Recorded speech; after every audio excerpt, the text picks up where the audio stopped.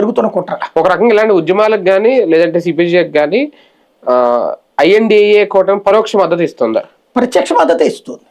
వాస్తవంగా ఒక్కటే అదేనేది కాంగ్రెస్ వాళ్ళు ఎవరు పాల్గొనట్లేదు. నిన్న మరి ఆమ్ ఆద్మీ పార్టీ అనుబంధ సంస్థలే పాల్గొంటున్నాయి. సమాజ్వాదీ పార్టీ కూడా డైరెక్ట్ గా పాల్గొంది కదా.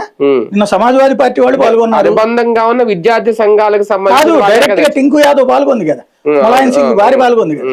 అందులో ఆడెవడు ఫరూక్ అబ్దుల్లా కాశ్మీర్ ముఖ్యమంత్రి పాల్గొన్నాడు కదా.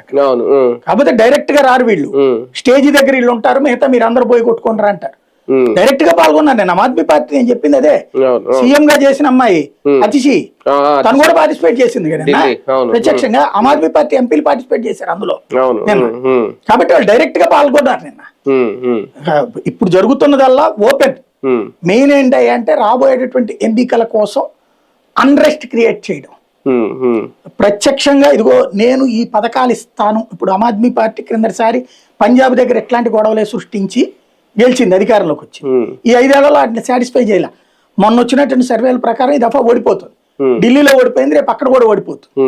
కాబట్టి ఆ ఓటమిని కంట్రోల్ చేయాలంటే ఇదిగో యువతరం కోసం పోరాడుతున్న పార్టీగా బిల్డప్. ధర్మేంద్ర ప్రధాన్ రాజీనామాతోనో లేదంటే తొలగింపుతోనో ఇది ఈ సమస్యకి ముగింపు పలుకుతారు, కొత్త ఇష్యూ క్రియేట్ చేస్తారు. ధర్మేంద్ర ప్రధాన్ ఒక అస్త్రం అంతే.